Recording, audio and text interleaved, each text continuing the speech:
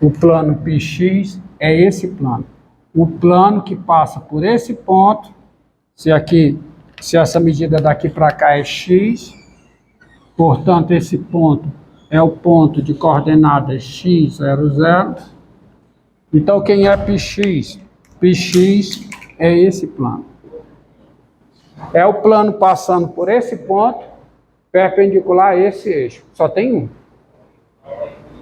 Dado um ponto numa reta, no espaço, dado um ponto numa reta, há um único plano passando por esse ponto, perpendicular a essa reta. Só tem um plano, tá? Então, você está no espaço, qualquer que seja a reta. Pega a reta, pega um ponto aqui, só tem um plano passando por esse ponto que seja perpendicular a essa reta. Só um. Tá? Desenho melhor assim.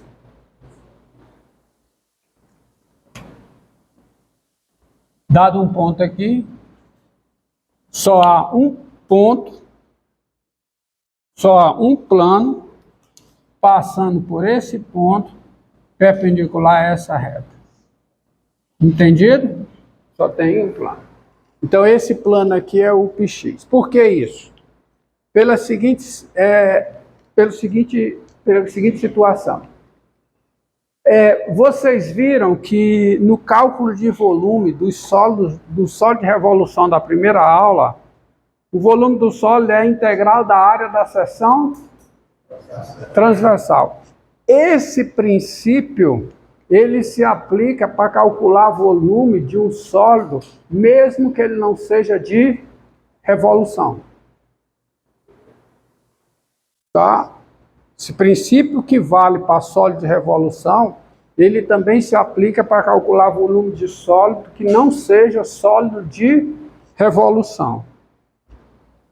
Mas aí, você precisa enquadrar o seu sólido numa situação parecida com a que eu vou colocar aqui. Tá? E nesse caso, eu vou admitir que o espaço no qual o sólido está munido de um sistema de coordenadas. Sistema de coordenadas cartesianas. Tem um eixo X, um eixo Y, um eixo Z. E cada ponto tem sua posição dado por um único terno de números reais. Então,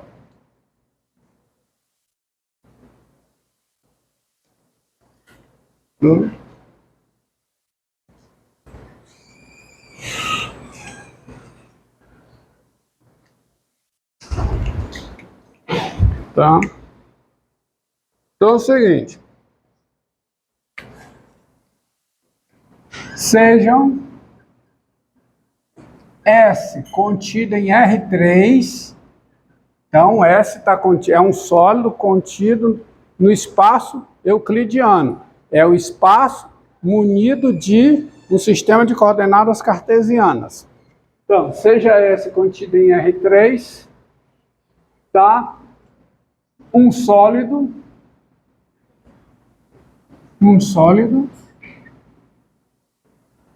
e AB reais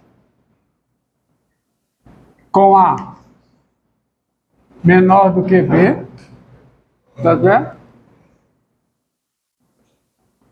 Tais que o sólido intersecção com o plano px é vazio se o x não pertence ao intervalo fechado AB e o S intersecção com px é diferente do vazio se o x pertence ao intervalo fechado AB. Olha a situação. O sólido, ó, tá aqui o meu sólido, tá aqui o meu sólido S, tá? Eu faço até isso, ó. Eu faço até isso aqui. é um sólido S, tá? Aqui está o eixo X, aquele eixo X, eu não vou desenhar nem o Y nem o Z. Para cada X aqui, para cada X, eu tenho o plano πx, que é o plano que? Aqui o plano πx. É um plano perpendicular a esse eixo, tá certo? Passando por esse ponto. É o plano perpendicular a esse eixo, passando por esse ponto. E o sólido é tal, sólido e o A e B reais, o sólido e o A e B reais são tais que esse plano, intersecção com o sólido, é vazio se o X está fora do intervalo fechado AB, e é diferente do vazio se o X está no intervalo fechado AB. Ou seja, o intervalo de existência do sólido relativo ao eixo das abscissas é o intervalo AB. Tá? Se eu pegar um plano aqui, esse plano não intersecta o sólido, aqui também não intersecta o sólido. Os únicos planos que intersectam o sólido são os planos πx, tal que x está entre A e B. Tá certo? E a intersecção, olha o que é a intersecção desse plano, o plano πx com o sólido. É o que nós chamamos de uma seção transversal. Vai ser um troço aqui, vai ser uma seção transversal. Vou botar isso aqui assim, eu não estou vendo, né? Lá para o outro lado. Mas eu vou ter uma seção transversal do sólido. Isso aqui, quem é isso? É o πx, é o plano πx, intersecção com o sólido S. É um corte, tá certo? Aí vamos suponha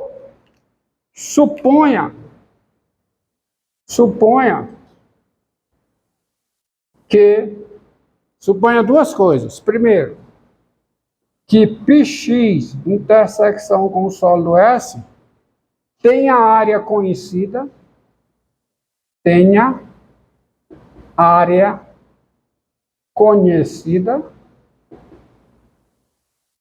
qualquer que seja o x pertencente ao intervalo fechado AB, porque se o x está fora de AB, não existe essa intersecção, porque essa intersecção é vazia. Então, só tem intersecção aqui. Então, suponha que πx, intersecção com S, tem a área conhecida e que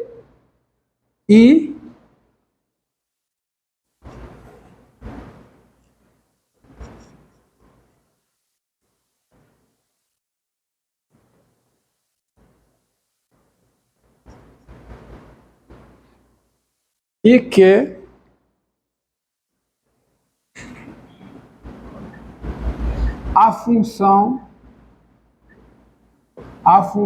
A, olha que a função A do intervalo AB em R,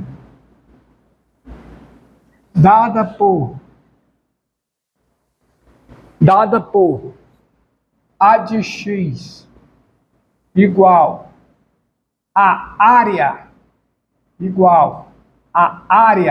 da seção transversal πx, interseção com S, área. πx, interseção com S, é uma figura plana. Quando eu coloco um módulo, eu estou calculando o quê? A área. Porque eu estou admitindo que isso aqui tem área o quê? Conhecida. Então, suponha que essa função, definida dessa forma, qualquer que seja x pertencente a AB, seja uma função contínua. Ou seja, a função que dá a área da seção transversal πx, interseção com S, qualquer que seja o x em AB, seja uma função o quê? Contínua.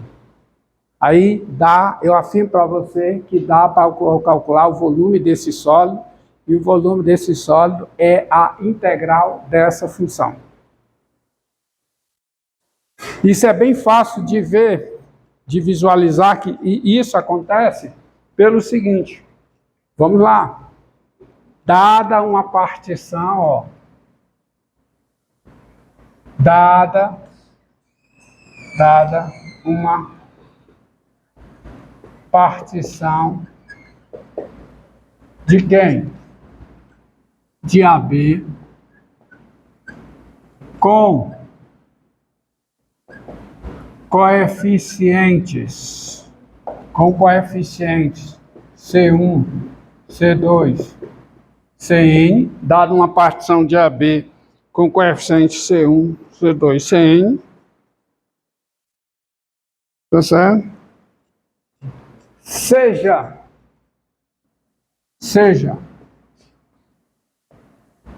para cada I de 1, para cada I de 1 até N, entende? Tá? SI, o cilindro reto,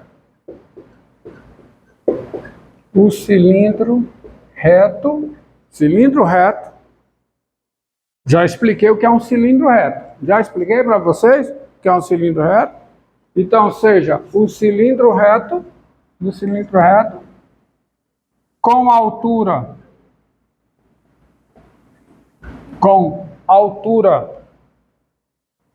o cilindro reto, com altura ΔXi,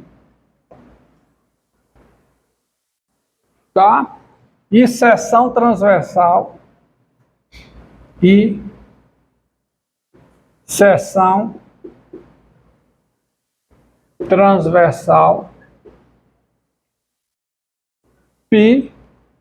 de CI, intersecção com S em CI. No cilindro reto, todas as seções transversais relativas a um eixo perpendicular à base, elas são congruentes entre si, não são? Aqui o sólido, para esse sólido, não necessariamente as seções transversais são iguais. Elas são iguais? Não necessariamente. Mas se eu tenho um cilindro reto, todas as suas seções transversais, as seções transversais desse cilindro, elas são duas a duas congruentes. Seções transversais relativas a um eixo perpendicular à base. Então, que diabo é esse? Se você não entendeu, vamos entender. Que diabo é esse cilindro reto aqui, SI? Ó, tá bem definido. O cilindro reto com altura ΔXi e seção transversal πCi, interseção S em CI. Então, vamos fazer uma figurinha aqui. Figurinha, um esboço de um sólido. Ó, eu não sou besta, vou desenhar uma partição com N igual a 2. Tá? Então tá aqui, ó, o meu sólido S. Ó, tá aqui o meu sólido S. O amendoim, né? É amendoim, é? Sei lá o que é isso. Tá? Mas isso é um sólido, tá? Isso é o sólido S. Aí tá aqui o eixo X. Aqui o intervalo de existência do sólido. E eu vou pegar uma partição com A igual a quê? Ao x0. Tá aqui, digamos, o x1 e o B, que é o x2. Ok? Certo?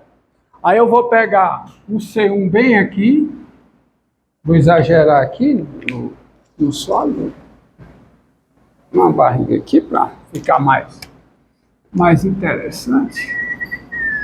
Tá? Aqui no sólido. Aí eu vou colocar o C1 bem aqui, o C2 bem aqui. Aí vamos ver quem é o primeiro sólido S1. S1, o cilindro reto, com altura ΔX1. Então o cilindro ele vem daqui para cá. E quem é a seção transversal em C1? Quem é a seção transversal em C1? Quem é? Π de C1, você tem um plano. Você tem um plano aqui que é o plano πC1. Intersecta com o sólido aqui.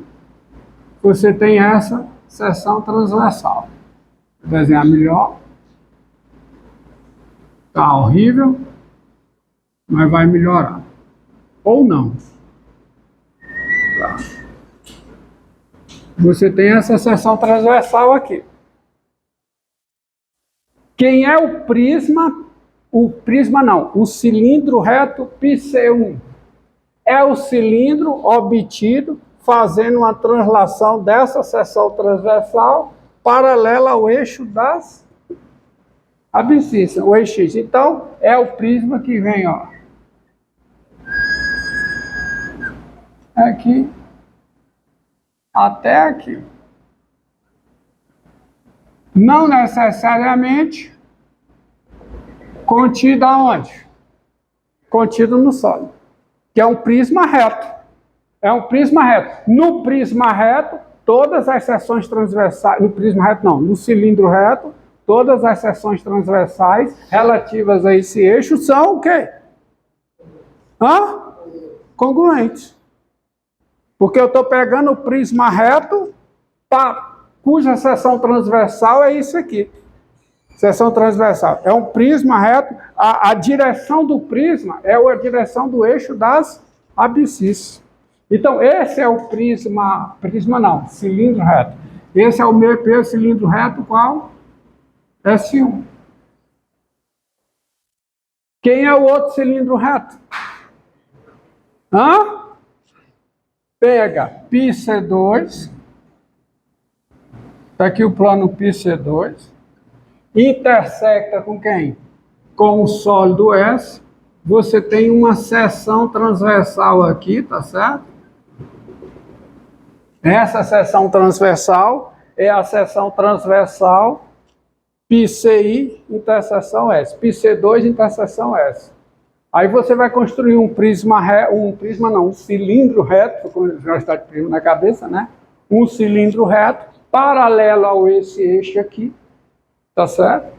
O cilindro reto com altura ΔXI, seção transversal πCI interseção e paralela ao eixo X. Eu não vou botar aqui, mas é claro que o interesse é esse, tá? Então você anda, você tem aqui, ó, você tem, ó, cilindro reto aqui, e daqui ele morre aqui. Concorda comigo? Na realidade, aí eu não vejo mais isso, né? Porque isso está encaixando por trás. Vocês entenderam aí? Agora imagine o meu trabalho para desenhar com 3, com 10, mas você consegue vislumbrar, consegue? E qual é o meu interesse, hein? Meu interesse aqui é pegar partições finas. Porque se uma partição é fina, significa que eu vou ter muitos desses cilindros retos, todos eles bem finos. E para cada um deles você calcular o volume. Porque quem é o volume desse primeiro aqui? Quem é? Área da base vezes a altura. Quem é o volume desse aqui? Área da base vezes a altura. Tá? Então agora, além disso,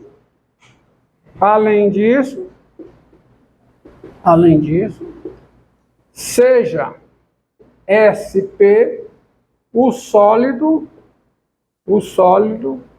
dado por, quem é o sólido SP? É o cilindro reto S1, união com o cilindro reto S2, união com o cilindro reto SN.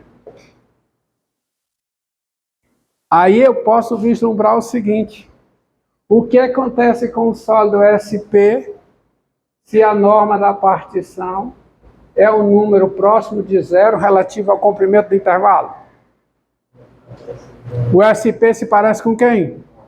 Com S. O SP se parece com S. Visualmente se parece com S. Dessa aparência, é natural eu definir o volume de S como sendo o quê? O limite do volume de SP quando a norma de P tende a zero. Se fizer sentido isso, se existir o limite. Mas vamos ver que faz sentido isso. Porque, ó, seja SP tem-se o seguinte. Quem é o volume de SP? Quem é? É a soma dos volumes de quem? O volume do S1, do cilindro reto S1, mais o cilindro reto S2, mais o cilindro reto Sn. Mas quem é o volume desse primeiro cilindro aqui? É a área da base, que é a área da seção transversal, só que a área da seção transversal é o A de C1. Quem é A de X? É a área de Px intersecção com S. Área, aqui é área.